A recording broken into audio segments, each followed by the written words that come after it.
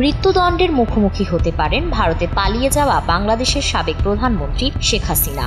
এক প্রতিবেদনে এমনই তথ্য জানিয়েছে ব্রিটিশ সংবাদ মাধ্যম দ্য টেলিগ্রাফ।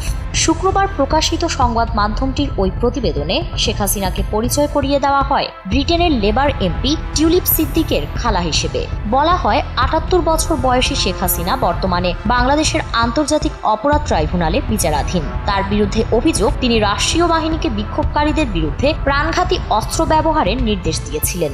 এর ফলে প্রায় ১৪০০ মানুষ নিহত হন, যা জাতিসংঘের তদন্ত প্রতিবেদনেও উঠে এসেছে।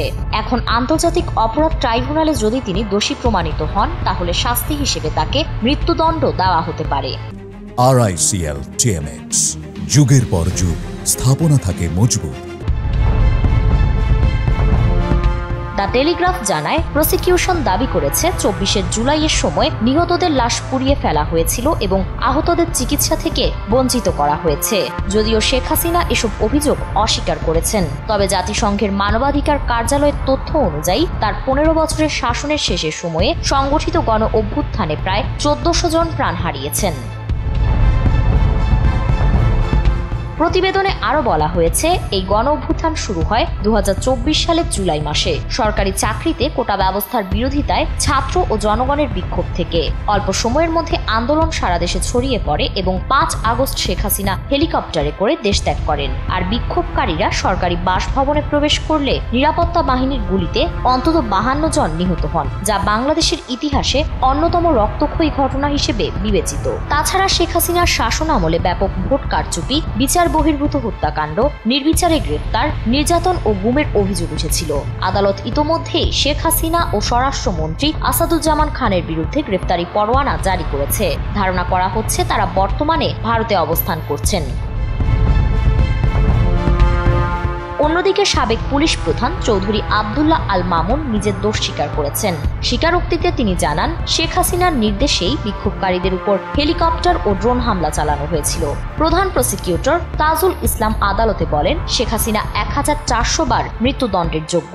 যেহেতু তা মানবিকভাবে সম্ভব নয়, তাই আমরা অন্তত একটি মৃত্যুদণ্ড দাবি করছি। তার একমাত্র উদ্দেশ্য ছিল ক্ষমতা চিরস্থায়ী করা। তিনি এক কঠোর অপরাধী এবং তার বর্বরতার জন্য তিনি কখনো অনুশোচনা বোধ করেননি। এদিকে রোববার থেকে শেখ হাসিনার পক্ষে আইনজীবীরা যুক্তি উপস্থাপন শুরু করবেন, যা আগামী সপ্তাহে শেষ হবে বলে আশা করা হচ্ছে। চূড়ান্ত রায় নভেম্বরের মধ্যভাগে ঘোষণা করা হতে পারে। শেখ হাসিনা ইতোমধ্যেই আদালত অবমাননার দায়ে ৬ মাসের কারাদণ্ডপ্রাপ্ত এবং তার বিরুদ্ধে দুর্নীতির মামলাও চলছে। অন্যদিকে ব্রিটিশ এমপি টিউলিপ সিদ্দিক এই বছরের জানুয়ারিতে যুক্তরাজ্য সরকারের পদ থেকে পদত্যাগ করেছেন। তিনিও বাংলাদেশের অনুপস্থিত অবস্থায় বিচারাধীন। তার বিরুদ্ধে অভিযোগ, তিনি তার খালার প্রভাব ব্যবহার করে নিজের পরিবারের জন্য জমির প্লট বরাদ্দ করেছেন, যদিও তিনি তা অস্বীকার করেছেন।